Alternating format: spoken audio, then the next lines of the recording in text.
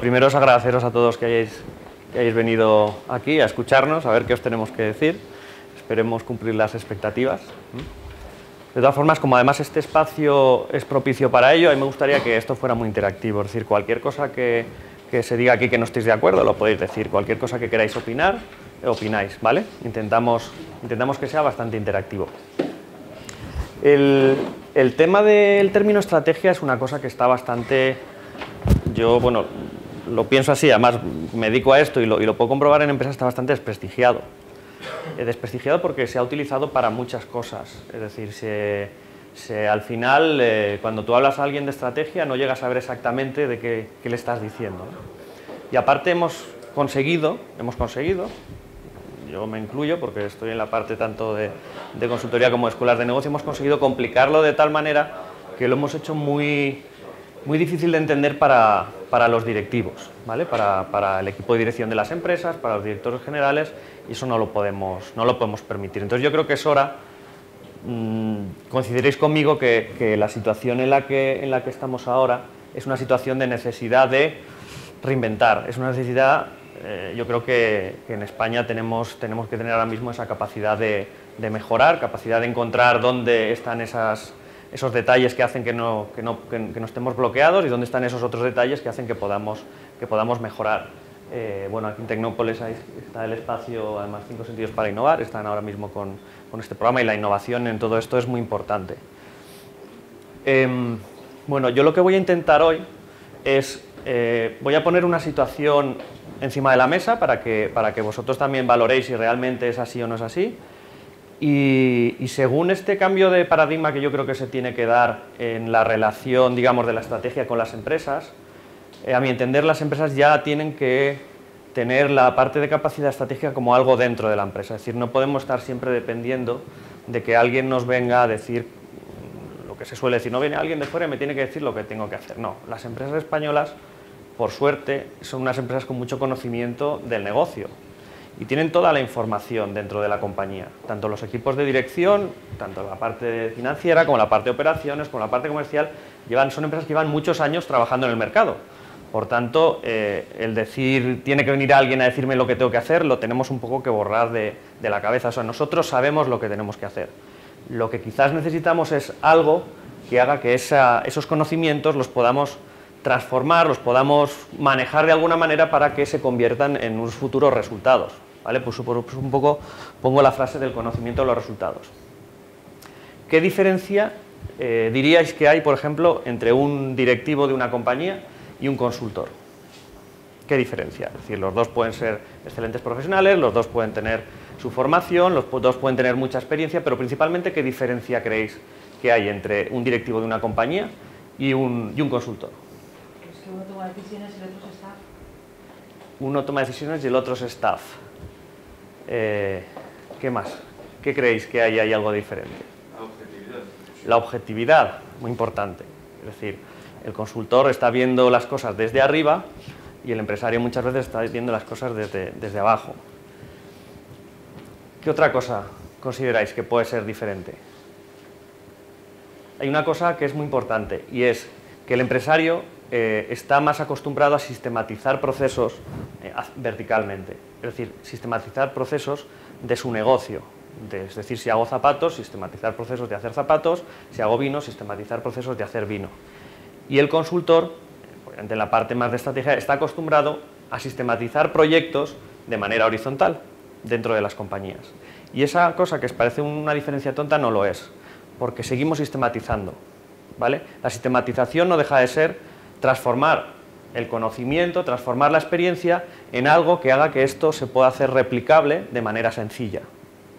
Entonces, si juntamos esas dos sistematizaciones, si juntamos el conocimiento que tienen los empresarios de su negocio, que ya creo que lo he vuelto a decir, yo estoy muy orgulloso en España de lo que las empresas españolas saben de negocio, mucho más que otros países del mundo, y lo que la parte de consultoría puede aportar en la sistematización de esos procesos horizontales, como puede ser la gestión estratégica, lo que haremos si mezclamos eso será incrementar las capacidades de nuestros equipos de dirección, ¿vale? Entonces, yo creo que es momento de trasladar ese conocimiento de sistematización a los equipos de dirección de forma que sean capaces de generar sus propios equipos de consultoría internos, por así decirlo, es decir, que sean capaces de generar esos procesos horizontales como puede ser el tema de gestión estratégica. Entonces yo lo que voy a hacer hoy es intentar, lo que he dicho, poner una situación encima de la mesa y trasladar una metodología sencilla visual, ¿vale?, para que entre todos veamos si es fácil o no es fácil trabajar con gestión estratégica en nuestra empresa, ¿vale? Que vosotros me digáis, oye, pues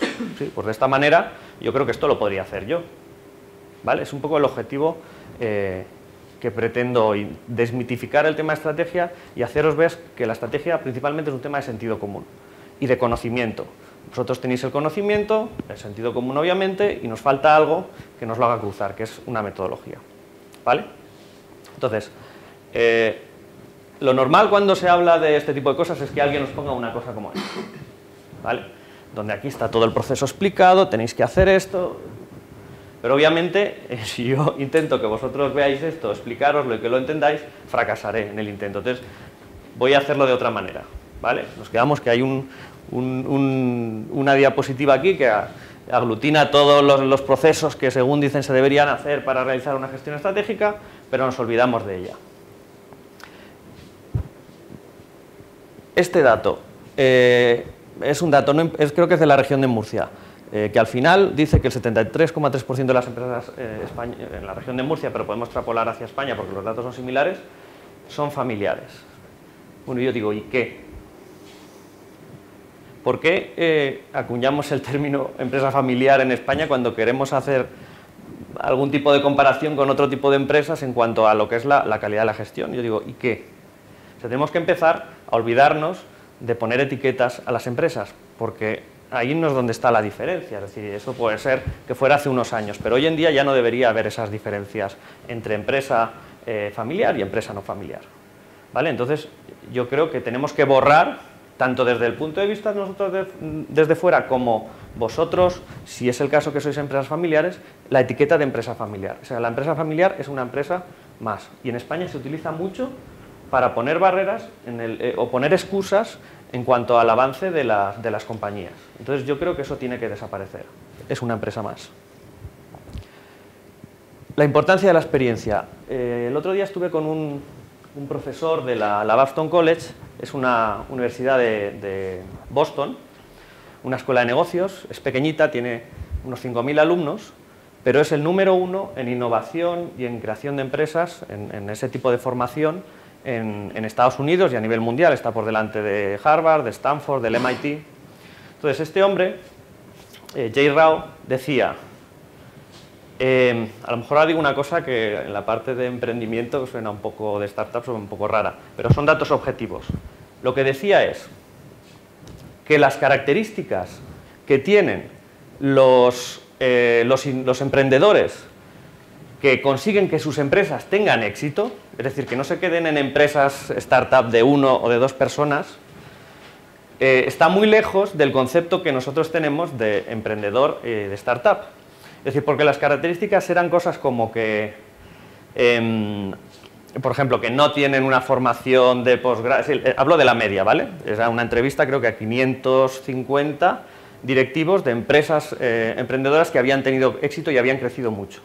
Hablaban de que no era gente súper bien formada con sus supermáster y tal, eran gente con carreras universitarias, bueno, sí, gente con máster, pero la media decía que era gente con una formación universitaria. Hablaban de, incluso hablaban de temas de edad, es decir, hablaban de que eran gente que estaba casada, la media decía que era gente que estaba casada, que tenía 1 o 2 hijos, hablaban que no eran de familias adineradas, hablaban de muchas cosas. Pero había una muy importante, y es esta. Y es que, según la media, los que tenían éxito tenían una experiencia de entre 6, 7, 8 hasta 15 años anterior. ¿Vale? Entonces, eso creo que va un poco en contra del decir que los jóvenes no puedan montar empresas. Sí que pueden montar empresas, pero la media dice que los que realmente luego tienen éxito y consiguen que sus empresas tengan éxito son los que tienen ya experiencia previa en empresa, ¿vale?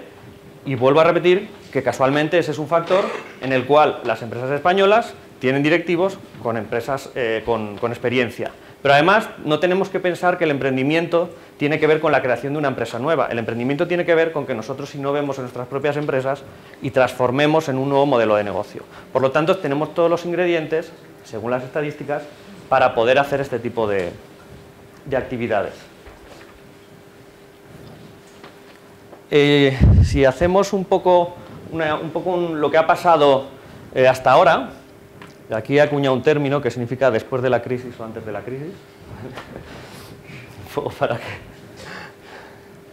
Entonces, hace unos años lo que estábamos haciendo es gestionar el crecimiento. Pero gestionar el crecimiento, lo que hemos estado haciendo significa gestionar las ventas, que lo que significa es que ni siquiera muchas veces nosotros salíamos a vender, sino que nos compraban.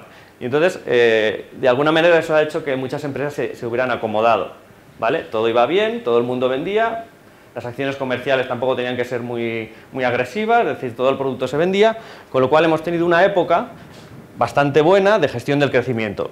Luego podríamos analizar si se ha gestionado bien o no se ha gestionado bien.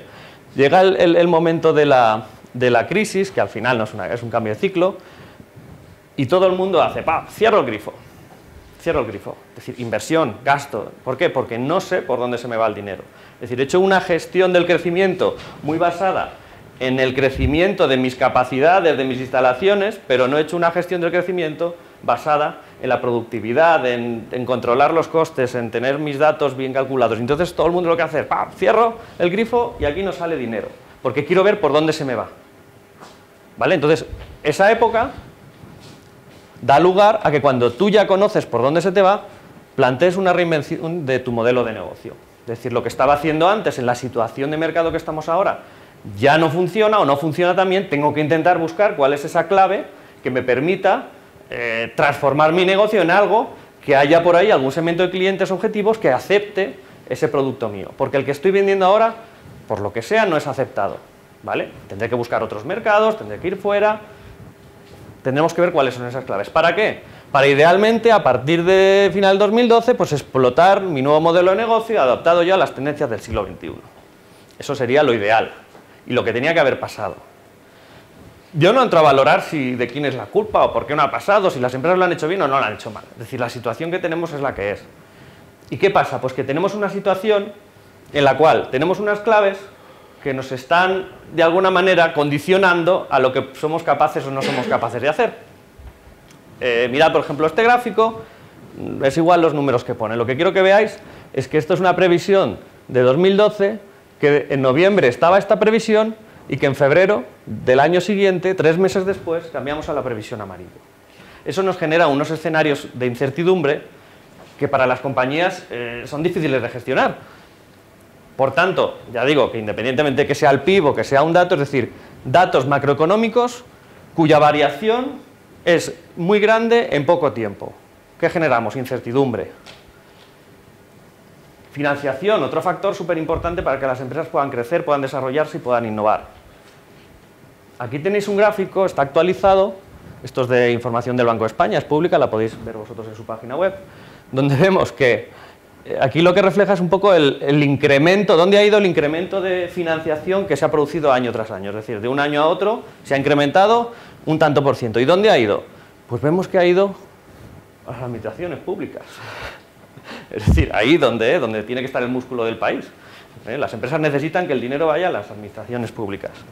Y si vemos a la gráfica de lo que son las sociedades no financieras, que somos nosotros, desde aquí prácticamente estamos en decrecimiento, hasta el -8 que estamos ahora, de cuánta financiación se incrementa el año que viene, de la financiación global que hay, cuánta va destinada a las empresas. Pues hay menos que el año anterior, y menos que el año anterior. ¿Vale? Digo que estos son datos de la página web del Banco de España. Aquí lo veis desde otra manera, implica el aportamiento, pero al final viene a decir eso. Las empresas no tenemos dinero. No nos están aportando. Yo no pongo esto como negativo, ¿vale? Yo estoy analizando un poco los tips del mercado para que luego veamos cómo podemos, de alguna manera, mejorar la situación. Y otro parámetro que se nos está achacando mucho es la baja productividad. ¿Vale? Estos son datos también bastante actualizados. Y se nos dice que en España la productividad es muy baja. ¿Vale? Hombre, aquí sí que tenemos un problema. Es decir, porque esto No lo controlamos nosotros porque lo controla el gobierno y los mercados, y esto pues son parámetros macroeconómicos que nosotros no controlamos. Pero aquí sí que podemos empezar a hacer cosas, ¿vale? Y la productividad, de alguna manera, la podemos desagregar en otros factores para intentar analizarlos. Fijaros. Hablamos del tema de, por ejemplo, de la formación. España es un país que sí que se gasta dinero en formación, ¿vale? Pero ¿qué tipo de formación? Es decir, a mí cuando viene un directivo y me dice, es que he hecho un cursillo. Un directivo ha hecho un cursillo, es decir, pero la formación directiva es algo más, no es un cursillo, es un tema muy experiencial, es un tema de intentar empaparte de mejores prácticas de otros profesionales para mejorar tus capacidades. Entonces, lo que nos está diciendo esto es que en España, bueno, es decir, hemos invertido dinero en formación, fijaros, el azul es formación en capital humano, ¿vale? Y el rojo sería inversión en mejorar la productividad en capital físico. Pero, a pesar de que hemos invertido ese dinero, el resultado es este. Por tanto, ahí hay un factor corrector que no está muy bien especificado qué es un factor corrector, que hace que a pesar de haber invertido este dinero y otros países han invertido tanto y haber invertido este otro dinero, nuestra productividad es baja. Pues quizás a lo mejor la corrupción tenga algo que ver. Y luego te explico un poco de mi experiencia personal. Pero... Vale, sí, no, sí me gustaría que esto fuera interactivo, pero os dais cuenta de que esto, fijaros, lo verde. El otro día uno me dijo, no, eso es el tiempo de ir a almorzar. Digo, no, hombre, no, la productividad no va por ahí. Pero algo hay ahí. ¿Eso qué quiere decir? ¿Que la formación, el dinero que se está invirtiendo en formación, no se está haciendo de forma correcta?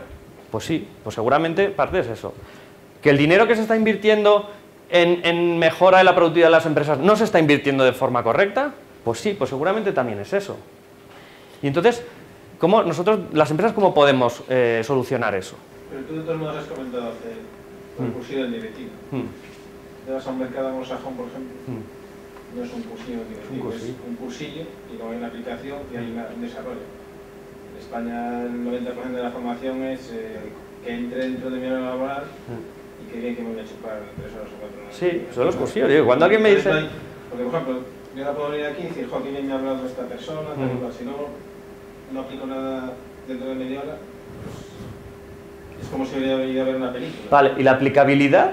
Es que tú has dado la clave. La aplicabilidad es un tema es un tema que va en el origen, o sea, no es un tema del ejecutivo, es un tema de la educación que tenemos. O sea, date cuenta que estamos en un país donde se nos enseña y te examinan para ver qué es lo que no sabes. Sí. Mientras que si vas a otro sistema de educación, tú tienes que indagar qué es lo que sabes. Entonces, claro,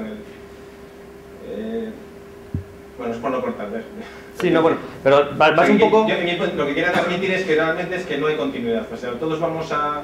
Y te lo digo yo que incluso voy a cursos de temas técnicos, o puede ser una ley o tal. Yo veo que muchos de mis compañeros pues van al curso de la ley y después dicen, oye, ¿te acuerdas el curso que de la ley? No sé qué. Ah, sí, pero no lo volví a ver. Entonces, ¿para qué? Porque no hay aplicabilidad. Pero ¿qué pasa? Para la formación, yo aquí voy a distinguir, ¿vale?, de lo que es la formación ejecutiva de lo que son otro tipo de formación, obviamente porque en la empresa hay mucho perfil y a lo mejor tienes que hacer cursos, ¿ves? El otro tipo de cursos que sí que va más orientado a ciertas capacidades puntuales.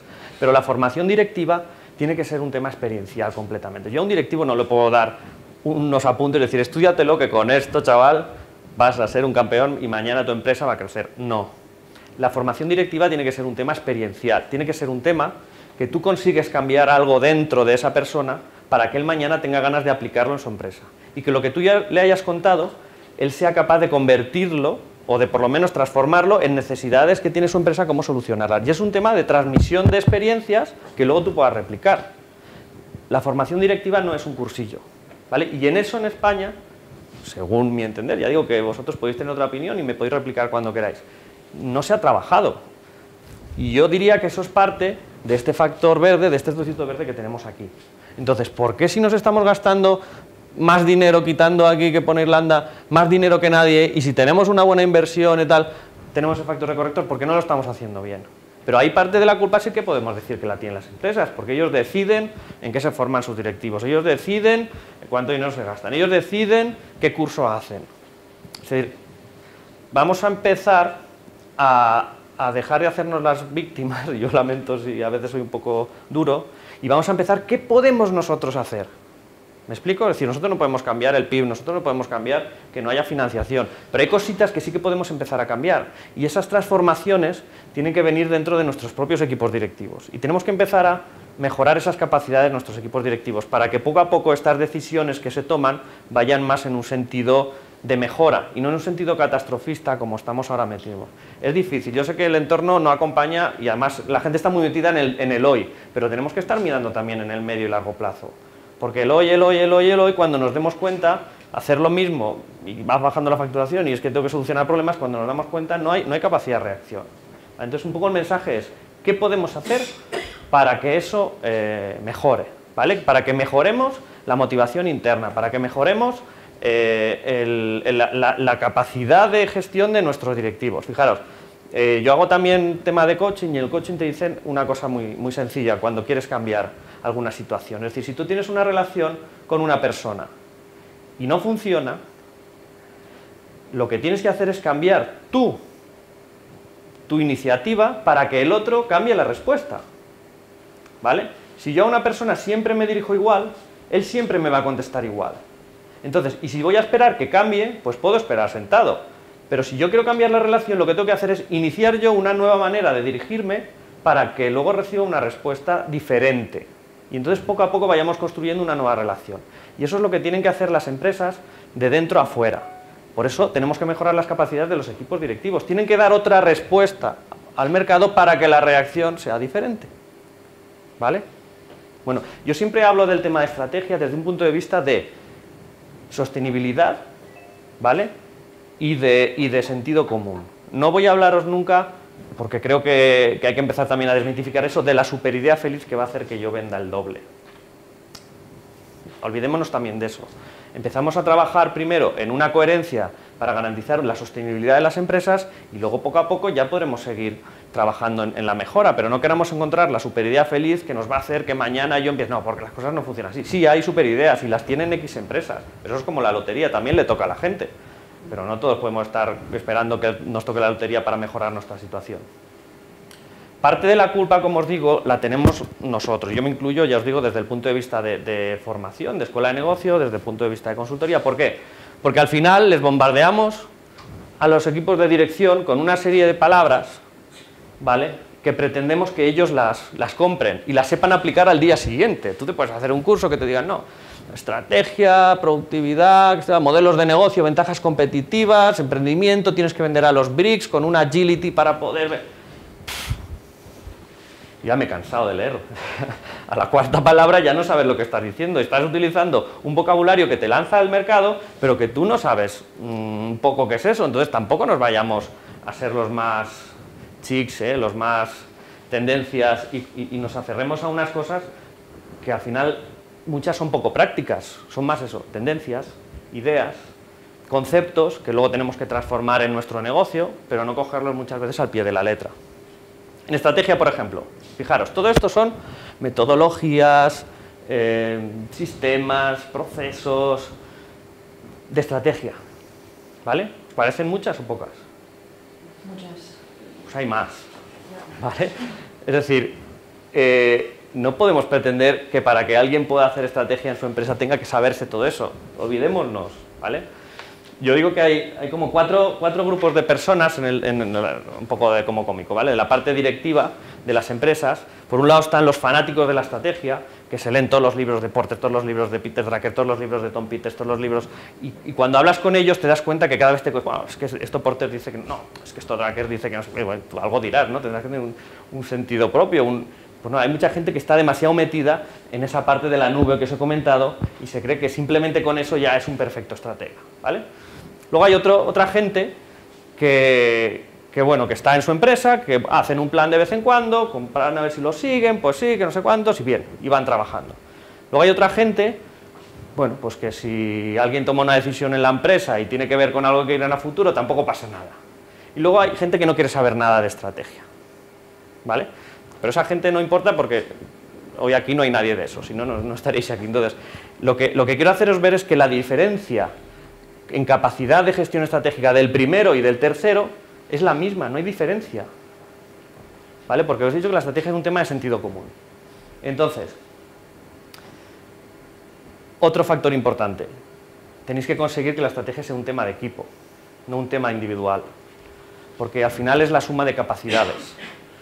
Entonces, yo voy a hacer mucho hincapié en el tema de que los que tienen que transformarse son las personas, pero son los equipos de dirección. Es decir, tenemos que conseguir potenciar los equipos de dirección para que sean capaces de mejorar la dirección que tiene que tomar la empresa. ¿Vale? Entonces, es muy importante que siempre que hablemos de estrategia, hablemos de grupos de gente, nunca hablemos de individualidades. ¿Vale? Tenemos que tener en cuenta la opinión de todos. ¿Por qué? Porque luego va a haber una cosa muy importante, y es el tema de la implantación. ¿Vale? Cuando dicen que el 80% de los planes estratégicos no se implanta, ¿por qué creéis que es? ¿Por qué creéis que viene mañana McKinsey a vuestra empresa, la Boston Consulting Group, Bain, cualquiera de estas, y os hace un super plan estratégico, viene el experto, coge y dice, mirad, esto es vuestro plan, tenéis que hacer esto? ¿Por qué creéis que luego no se implanta? Falta de implicación. Falta de implicación, pero ¿por qué? ¿Originada por? No se cree en el plan. No se cree en el plan, ¿pero por qué?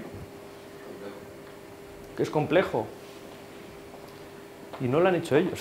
Esto, ha venido un tío de fuera, me ha dicho que tengo que hacer esto y yo opino otra cosa, pero es que nadie me ha preguntado tampoco.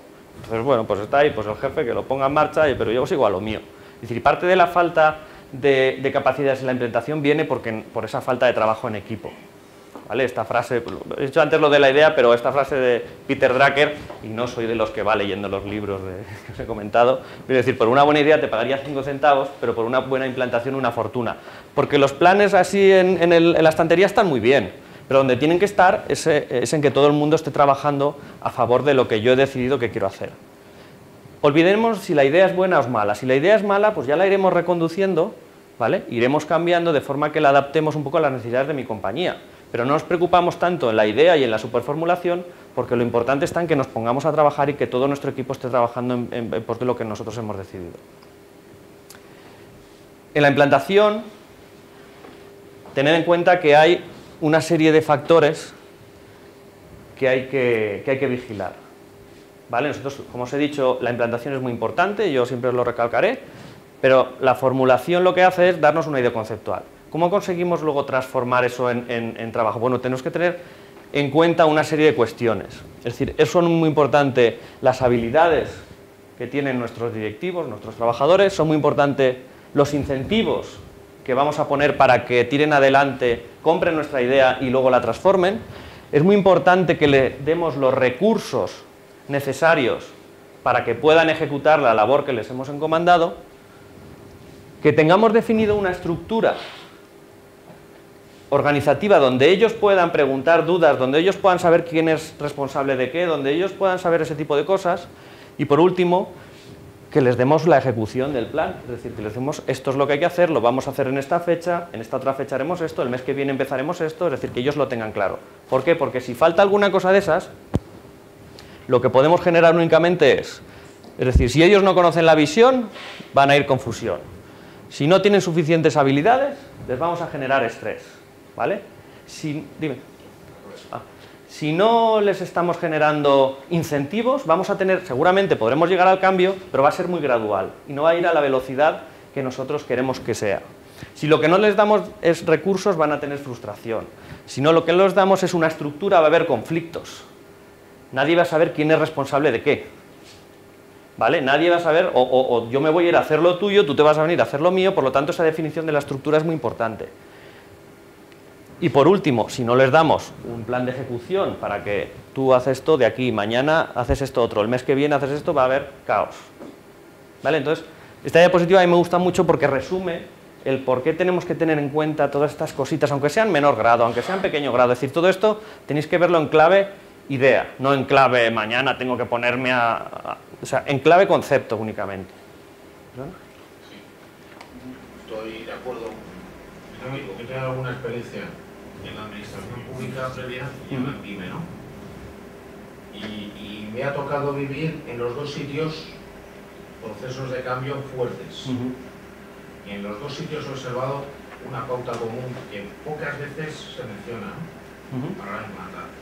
Es la resistencia tremenda al cambio. Creo que en España tenemos una enfermedad con eso superlativa.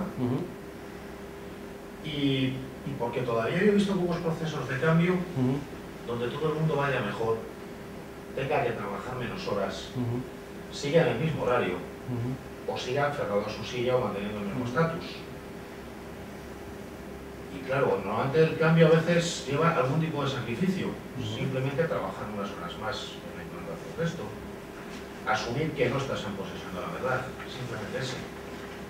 Y en los dos casos, efectivamente, la implantación he comprobado, mi experiencia personal, que yo no sé dónde está la receta, pero en España tenemos un problema serísimo de resistencia al cambio. Cualquier cosa distinta es mala por definición, sobre todo si me cambia un poco mi statu quo. Y por más que puedas tratar de transmitirle que tu situación, incluso la tuya personal, en unos meses puede ser mucho mejor. Antes se hablado una palabra, corrupción, esa existe en todos los sitios. Acomodamientos, mientras yo esté bien, que se joroben los demás. Y bueno, era mi experiencia y no soy un tío pesimista para nada. No, pero mira, fíjate. Pero los cambios siempre dan con mucha frecuencia con esa piedra y es la que yo veo más difícil. Vale, pero ¿por qué? Por una cosa muy sencilla, porque la resistencia al cambio es algo natural, ¿vale? No le echemos la culpa de la resistencia al cambio al proyecto, al cambio en sí, o sea, todo el mundo, hasta para cambiarnos el peinado, hasta para cambiarnos la ropa, es decir, la resistencia al cambio es algo natural. Por tanto, es un factor que siempre está ahí. Por tanto, es un factor que siempre tenemos que tener en cuenta. ¿Qué pasa? Que es un factor que muchas veces no se tiene en cuenta y cuando lanzamos a hacer procesos de cambio y no contamos con la gente, ¿qué hacemos? Chocamos con su resistencia natural. Pero eso no es malo, no es que ese tío sea un vago, no es que ese tío no. Ese tío tiene lo mismo que tú, una resistencia al cambio. Entonces, cuando planteemos proyectos de cambios, sabiendo que eso va a estar ahí, tenemos que empezar a trabajarlo en el momento que estamos planteando el proyecto. Pero yo te diría más, no queramos cambiar a todo el mundo, hagámoslo gradualmente, luego veremos un poco el ejemplo, pero primero consigamos el cambio de la cúpula directiva. Y ellos, si están convencidos, empaparán hacia abajo. Y poco a poco en la jerarquía se irá trasladando hacia abajo. No, pero yo prefiero que vosotros también. Y siento ser Pepito Grillo, ¿no? Pero es que todas las cosas que la percepción que tengo es que en las escuelas de negocios, donde tengo una experiencia limitada, pero reciente. Oye, yo estaba haciendo un máster el año pasado, con chavales con un currículum impresionante de 30 años, que estaban obsesionados con saber qué nota había sacado. Eso es lo que estamos mamando las escuelas de negocios. Sí. Es que a mí me han puesto un 9,5 y a otro me han puesto un 9,60. Y con un pánico atroz al fracaso. ¿Se puede ser directivo con miedo al fracaso? ¿Un sistema que el que fracasa lo sataniza? ¿Cómo se va a cambiar? Donde todo el mundo no quiere tomar una decisión, porque si la toma se puede equivocar, y yo que llevo 20 años en esta silla y me he ido bien, ¿cómo voy a querer yo contribuir a un cambio, aunque sea directivo? Pero en España lo que tenemos es un problema cultural y de educación desde abajo. Es decir, desde abajo. En España generamos funcionarios, generamos gente, trabajadores por cuenta ajena que buscan un puesto para estar ahí tranquilos. Ahora se está generando un poco de cultura de innovadores, de emprendedores, de startups, pero es un poco por necesidad, tampoco nos engañemos. No es un tema cultural que hayamos conseguido que ahora los jóvenes salgan queriendo hacer empresas. No tienen trabajo y tienen que hacer algo. España, a lo mejor esto es una palanca de cambio y la crisis nos viene bien en eso, pero al final España tenemos un problema grave de formación, como tú dices, porque se valora, es decir, mi experiencia, por lo menos en el programa que yo dirijo, va orientado a directivos, la media son 40 años, para que os hagáis una idea, y no se trabajan, no hay notas, no hay tal, lo que hay es constantemente búsqueda de áreas de mejora, constantemente mejora de las capacidades que tiene y cuáles son tus áreas de mejora. Yo creo que también un poco la resistencia a este cambio que aquí en España, desconozco también, tengo que decirlo, el caso de otros países, pero yo creo que es bastante difícil crear una empresa. Es bastante difícil, digamos, ser emprendedor, por decirlo de una forma así un poco más, una terminología un poco más moderna. Entonces, si es difícil ser emprendedor, ¿qué vas a buscar? Pues la estabilidad. Claro, pero el acomodarte, tal, ahí te estás seguro. ¿Para qué voy a emprender si me voy a arriesgar mogollón? Ya, pero es que además yo te diría otra clave, y ahí sí que quiero hacer una crítica. Es decir, tú, si es difícil ser emprendedor, mucho más difícil es ser emprendedor de más de 30 años. Sí, entiendo.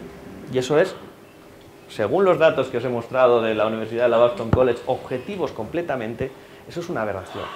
A este señor le preguntamos, oye, pues a ver, si tu escuela es la número 1 en creación, innovación, en emprendimiento, ¿cómo no estás diciendo esto? ¿Qué haces tú con tu joven cuando sale de graduado? Lo pongo a trabajar en una multinacional, nos contestó. Y cuando cojan experiencia, entonces es cuando son excelentes emprendedores.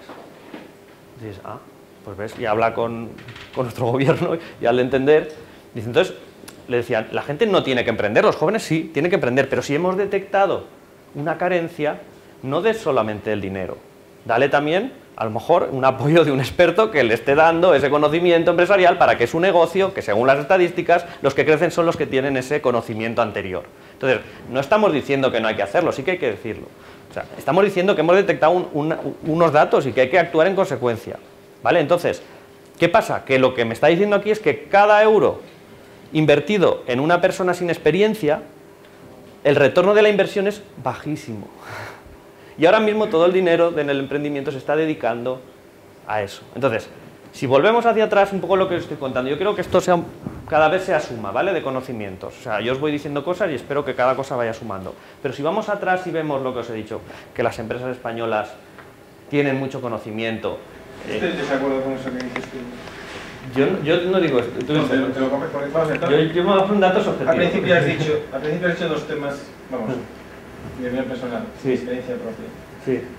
Que el empresario español tiene mucho conocimiento. Del negocio, de lo que hace. Es decir, el que hace zapatos tiene mucho conocimiento de hacer zapatos. Bueno, pero a lo mejor del negocio en su ámbito comercial. Sí. Porque yo, por ejemplo, cuando hago análisis, o sea, es que yo, por ejemplo, he hecho análisis del negocio y voy a ver cuál es tu competencia, y primero, no tiene ni idea, y segundo, me interesa 3 conmigo. O sea, que es incomprensible. Segundo, la diferenciación de empresas familiares y no familiares. Hombre, personalmente discrepo un poco, porque sí que es verdad que no es un tema que vaya en cuanto a los números, porque puede ser una empresa familiar de 2.000 millones de euros. Pescanova yo puedo considerar que es una empresa familiar desde mi punto de vista. Sí, no, el 36% de empresas del IBEX son Claro, empresas pero familiares. también es verdad que en cuanto hablamos de pymes, desde mi punto de vista, el tratamiento y sobre todo la gestión de una empresa familiar discrepa muchísimo al considerar si es familiar o no es familiar. Pero yo estoy de acuerdo, yo no he dicho eso, es decir, yo estoy de acuerdo con todo eso, pero lo que digo es que empecemos a olvidarnos de la etiqueta porque nos está sirviendo de justificación para no hacer las cosas. Pero te refieres Dentro de la empresa. Estamos usando esas Sí, etiquetas estoy de acuerdo para decir, contigo. no, es que yo como soy pyme Claro, o soy sí. empresa familiar no tengo por qué profesionalizar a mi equipo. ¿Cómo que no? No te pongas tú la etiqueta. Yo tengo 20 millones de euros y cree que no es grupo y bueno, es que somos una familia. Es decir, pero precisamente el problema está en que es una familia y parte de las empresas es pues porque mi hijo tiene que trabajar. Sí, los datos están ahí, las empresas, familia, todo lo que os he dicho está ahí. Pero yo lo que quiero es que empecemos a quitarnos las etiquetas y los frenos, que nos empecemos a aplicar los frenos de aquí, porque muchos de los frenos están aquí. Pero a nivel personal dentro del Ejecutivo. Dentro del Ejecutivo, no que el mercado... Yo parto de una teoría básica, que España es un país de funcionarios, públicos o privados. Ya lo he dicho. Salimos Yo o ayer- a buscar un buen puesto en una empresa o a buscar un Yo buen ayer puesto estaba en un empresa. banco y me decía, ahora van a echar a 1.200, 1.500, tal. Y yo mismo se lo dije, vale, pero sois conscientes que si tú te sacan del banco no sabes hacer nada. O sea, no sabes hacer nada, quiero decirte, o vas a otro banco, cosa complicada, o te renuevas. Y le estaba comentando, ¿tú qué puedes hacer? No, yo soy comercial y solo pegas una patada y sobra. O sea, es que estamos en un país, y me incluyo yo, somos súper pasivos. Mira, tú sabes lo que mi experiencia en la parte directiva, yo digo que yo intento que el programa que yo trabajo sea muy experiencia, ¿vale? Yo me encuentro con gente que lo que viene es diciendo, ¿por qué hago ahora el MBA? Y me dice, pues mira, y es cuando también hago un poco de sesiones con ellos de coaching, pero te das cuenta que no saben cómo han llegado a donde están. Es decir, han llegado a ese puesto porque les ha ido llevando al mercado. Y muchas veces ninguno de ellos ha tomado una decisión para cambiar su rumbo profesional. Y ahora quieren hacer su cara B. Es decir, ahora que la situación es de incertidumbre y que no sé si mañana me despedirán, voy a hacer un tal. Y digo, bueno, tú lo que estás haciendo es, voy a intentar coger el rumbo de mi destino, voy a decidir cuáles son las habilidades que yo quiero y qué quiero ser de mayor. Pero con 40 y pico años. Es decir, bueno, todavía te quedan... No voy a decir cuántos te quedan, porque seguramente dentro de poco los van a cambiar, pero te quedan muchos años como para decir que ya lo tienes todo hecho. Entonces la gente mentalmente se da cuenta que y en multinacionales y en pymes, que han llegado ahí porque les ha llevado, pero ellos no han elegido el puesto en el que querían estar, sino que, bueno, pues han sabido moverse bien o simplemente, oye, pues han tenido una buena trayectoria y poco a poco les han ido colocando, pero muchas veces no han elegido y eso tiene que cambiar, porque tiene que ver un poco, porque bueno, como estoy aquí, mientras me paguen el sueldo, pues me pongan donde quieran. Eso es lo que tiene que cambiar, la parte cultural. Es decir, al final, fuera ha cambiado todo y nosotros intentamos seguir gestionando con los mismos recursos, con las mismas maneras de gestionar, y eso es lo que tiene que cambiar. Tenemos que conseguir mejorar las capacidades de toda esta gente. El ejemplo, a ver, esta gente vamos, tocará el violonchelo perfectamente, pero para que a lo mejor sepan hacer música por ordenador, no sé decir de una manera. Pero es decir, tenemos que mejorar las capacidades de los equipos directivos como sea. Entonces, si yo os he dicho que lo que quiero intentar es trasladaros una metodología para que vosotros seáis capaces de hacer vuestros planes, tengo que garantizar una cosa, y es la completitud de lo que vais a analizar, porque si no el resultado final no va a ser correcto, porque si os habéis dejado algún input por analizar, seguramente la conclusión puede que no sea correcta. ¿Vale? Entonces estaréis conmigo que si yo ahora os digo, os enseño un método para que tú lo hagas en casa, debería garantizar que lo que tú vas a hacer en casa dé completitud a todo el análisis que tienes que hacer en la empresa. Entonces, por un lado, tenemos que tener una completitud en una dimensión que es, tengo que analizar todas las áreas de la empresa, y por otro lado necesitamos una completitud que nos esté diciendo, dentro de esas áreas de la empresa tengo que haber analizado toda la información que necesito. ¿Vale? ¿Entendéis un poco las dos dimensiones? Una tiene que ver con la parte de construir una estructura organizacional donde esté incluida toda la empresa, y otra porque dentro de esa estructura esté analizando todos los datos. Entonces aparece, bueno, será un tema sistematizado, es un método de 10 pasos, yo os lo voy a presentar, ¿vale? Pero para que vosotros veáis que sí que hay metodologías que te permiten trabajar tú en casa. Es decir, el concepto, por ejemplo, vamos a trabajar lo que es el concepto de perspectiva. Si yo os digo que me expliquéis visualmente, que me describáis qué es esto, para que yo luego lo identifique, ¿cómo me lo definiríais? O sea, ¿qué veis vosotros? Para que yo entienda, si yo lo tengo que ir a buscar luego a una mesa, que entienda qué es esto que hay aquí. Sí, pero un mando físicamente, ¿cómo es? O sea, ¿tiene botones, no tiene botones o cómo es? Escribiríamos lo que vemos desde nuestro punto de vista. ¿Y cuál es? Pues yo, por ejemplo, que estoy de frente, un mando rectangular pequeño, con botones en blanco, claro. Poco más veo que tengo presbilla, o sea que... Claro, para que yo cuando vaya... Si viera en el sitio donde está este chico de tal, estaba viendo otro lado. Claro, dirá, yo estoy viendo esto. Ahí está, tiene etiqueta. ¿Vale? Entonces yo nunca encontraré el mando que vosotros me estáis describiendo. Estas son perspectivas. Y en la empresa no las tenemos en cuenta. Por eso decía lo del trabajo en equipo. La frase esa de Machado, ¿vale? Que en mi soledad he visto cosas y ninguna de ellas es verdad. Tenéis que trabajar en equipo. Entonces vamos a ver también cómo podemos trabajar en equipo. Las perspectivas, al final esta metodología define unas perspectivas que intentan darle completitud. Si alguien conoce metodología de cuadro humano integral, pues también se trabaja con perspectivas, en este caso trabajamos perspectivas y factores. Entonces, vamos a intentar definir, vale, sé que de atrás puede que no se vea bien, ¿vale? Pero no os preocupéis, es decir, no quiero que esto sea una clase, quiero que entendáis un poco el concepto. ¿Vale? Aquí tenemos unas perspectivas y de cada perspectiva cuelga un factor. ¿Vale? Entonces vamos a ver un poco qué se analiza. Por ejemplo, aquí pone capital estratégico. En el capital estratégico es algo que mucha gente no analiza y es fundamental para que la empresa tenga sostenibilidad. ¿Qué estoy analizando ahí? Mi composición accionarial, estoy analizando mi capacidad de inversión, que al final no es más que lo que yo puedo tener en tesorería, más lo que puedo hacer líquido en el corto plazo, más mi capacidad de endeudamiento, es decir, lo que todavía estaría dispuesto el banco a darme. Eso tendría que ser la capacidad de inversión. Estoy analizando cuál es la composición de mi equipo de dirección, es decir, ¿son profesionales, no son profesionales? ¿Son más de negocios, son más de escuela de negocio? No sé, es decir, ¿cuál es la composición? Estoy hablando del prestigio también. El prestigio, para la sostenibilidad de las empresas, es muy importante, porque el prestigio lo que te permite es tropezarte un par o tres de veces y luego tirar de prestigio para volver a levantarte. ¿Vale? El prestigio al final no es más que la capitalización de la marca, con buenos resultados. Es decir, yo tengo una propuesta de valor, digo que la tengo, la cumplo y el cliente, eso me genera prestigio. Es decir, es como ir echando moneditas en una hucha, de forma que cuando yo tenga un problema pueda tirar de esa hucha y pueda volver a levantarme, y gracias al prestigio la gente no me etiqueta con el fallo que he tenido, sino con lo bien que lo estaba haciendo anteriormente. ¿Vale? Por otro lado, es muy... bueno, y sobre todo los valores, ¿vale? Los valores corporativos están siempre ahí. La cultura de la empresa siempre está ahí. Otra cosa es que los tengamos identificados o no, pero cuando la gente dice, no, en mi empresa lo de los valores no, en mi empresa hay valores. La cultura de la empresa es una de las cosas más fuertes en las organizaciones, sobre todo en las familiares y en las pymes. El ámbito de mercado, es decir, yo tengo que empezar a definir cuál es mi ámbito de mercado, porque mi mercado no es todo. ¿Y qué identifica mi ámbito de mercado? Mi tipo de producto, mi tipo de cliente mi geografía, mi canal comercial y mi posición en la cadena de valor sectorial. Es decir, ¿yo qué hago? ¿Soy extractor o soy el que vende al cliente final? ¿Dónde estoy yo dentro de la cadena de valor? ¿Dónde aporto valor? Porque si estoy trabajando y haciendo hincapié e invirtiendo en aquello que no aporto valor, estoy haciendo el tonto. Es decir, ¿dónde están mis ventajas competitivas? Pues invierta en eso y el resto a lo mejor me interesa hasta subcontratarlo. Pero hoy en día no tiene sentido empeñarte en seguir haciendo algo en lo cual tienes que aportar mucho esfuerzo y no está aportando valor porque hay otro que lo hace mejor y más barato que tú, ¿vale? Entonces tenemos que identificar exactamente dónde está nuestra posición en la cadena de valor.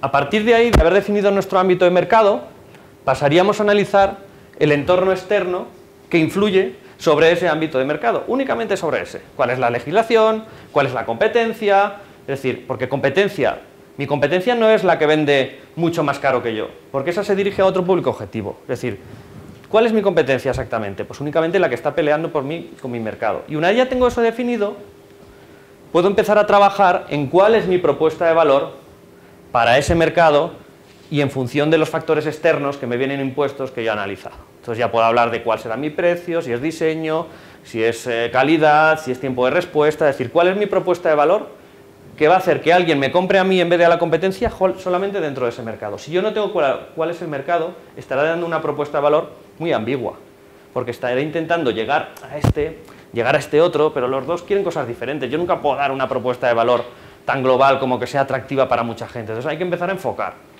para tú ser mejor que tu competencia en ese sentido.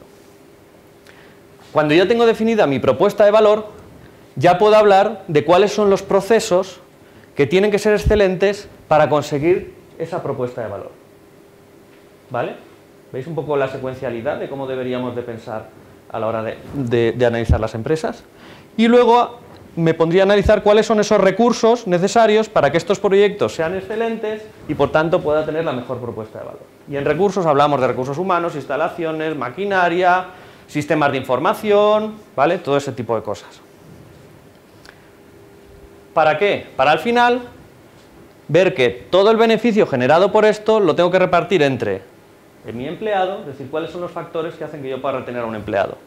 Es el salario, es el clima, es la carga horario, es el desarrollo profesional y parte de esto tiene que ver un poco con la resistencia al cambio. Es decir, yo ya estoy haciendo un proyecto de cambio porque estoy haciendo una replanificación de mi empresa y tengo que tener en cuenta qué le voy a dar a mi empleado a cambio. Trabajaremos lo que es la propuesta de valor para mi proveedor estratégico, es decir, ¿qué le doy yo a mi proveedor para que me venda a mí en una situación comprometida en vez de al de al lado? ¿Qué le doy? ¿Volumen? ¿Le doy periodo de pago? Es decir, ¿qué le doy? Y por último, una parte muy importante que las empresas también obvian, y es la propuesta de valor para el accionista. ¿Por qué la obvian? Porque las empresas familiares y las pymes, el accionista no espera recibir, no está pensando que el incremento del valor de la acción, está pensando en el negocio, y muchas veces ni hay reparto de dividendos, pero claro, es que esa es la misma perspectiva que tiene el banco. Entonces, si yo no la trabajo, no voy a ser atractivo a un banco que quiera invertir, porque al final el accionista y el banco lo que hacen es poner dinero suyo dentro de mi empresa. Entonces, dada la característica de las empresas, que el accionista no se ve como accionista, nos estamos perdiendo la perspectiva que debería tener el banco, de forma que nosotros le estemos dando una imagen que para él sea atractiva. ¿Y eso qué es? Eliminación de riesgos, beneficios, es decir, una serie de cosas que hagan que el banco diga, a ver, este señor sé que está en un sector complicado, sé que está en un país complicado, pero me está diciendo que sus riesgos son esto, esto, esto y esto, y me está diciendo qué va a hacer para que este riesgo no pase, para que este riesgo no pase y para que este riesgo no pase.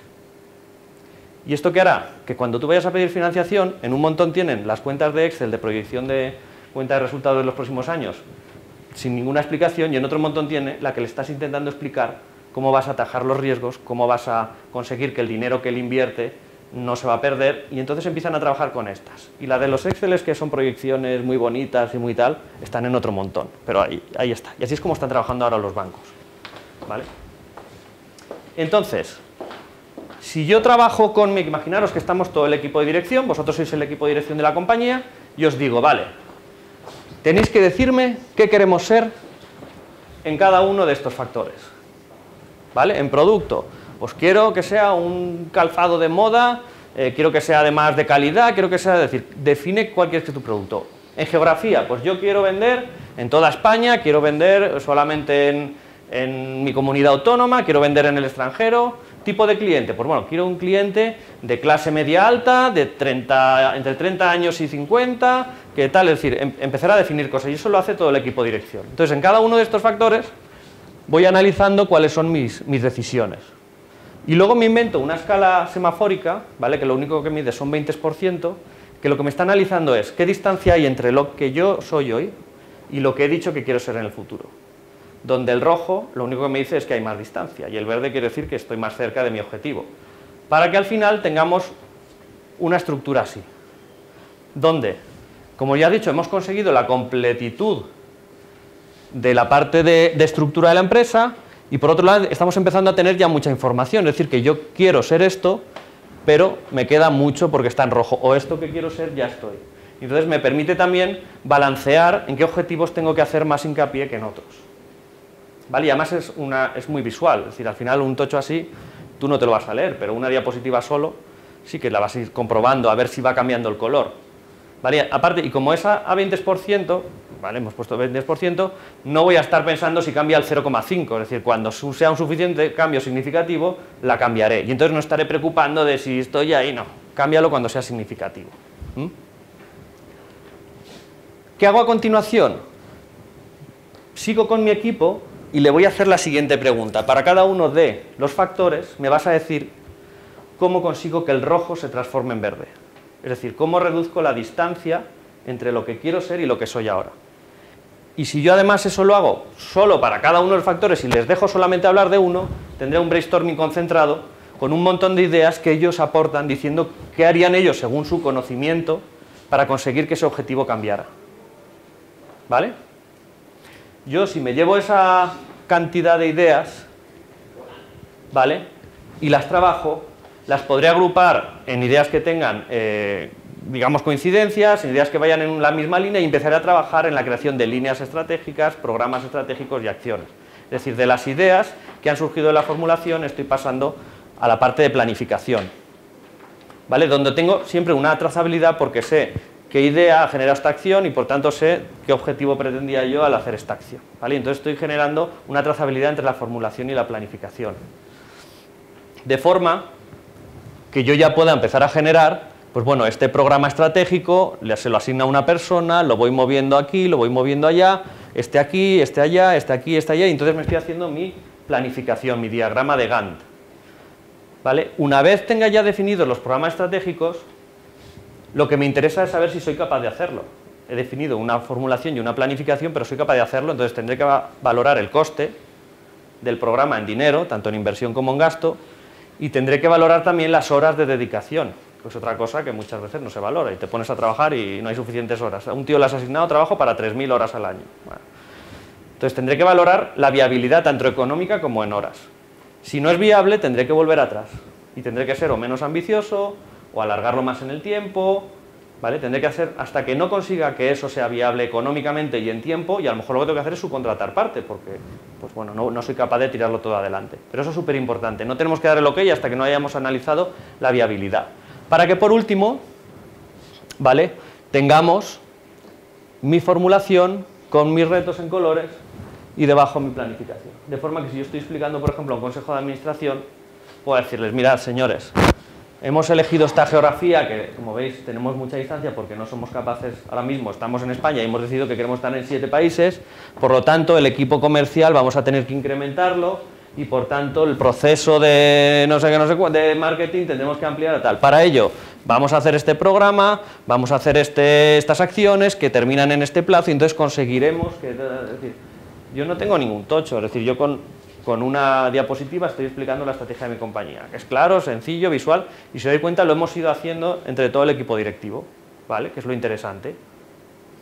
A partir de ahí todo el mundo pues está trabajando en lo que hace y yo voy cambiando pues únicamente el factor, es decir, oye, pues ya he conseguido este, pues soy más ambicioso, oye, pues este no lo estoy consiguiendo, pues soy menos ambicioso, pero ya en revisiones trimestrales puedo ir trabajando únicamente con los factores y no tengo cada vez que hacer todo un proceso de planificación. Entonces me ayuda mucho al seguimiento de la implantación.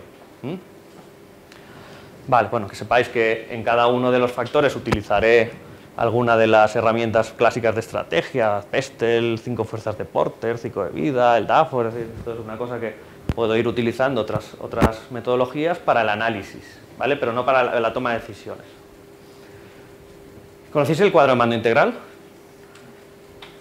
Bueno, el cuadro de mando integral es otra metodología, no os la voy a explicar, pero quiero únicamente que sepáis. Una metodología, y además pondré un ejemplo para que veáis por qué me interesa que veáis el cuadro de mando integral, que está pensada para el control del alcance de la estrategia, ¿vale? Es una definición de objetivos, una definición de indicadores, donde yo estoy viendo si estoy consiguiendo lo que me he marcado, ¿vale? Os lo explico, mirad. Por ejemplo, esto sería, por ejemplo, una representación de cuadro de mando integral, donde esto sería, como es otra metodología, lo veis que está representado diferente, ¿vale? Pero al final es lo mismo. Los cuadraditos que habéis visto ahí, los factores que habéis visto en colores, sería esto.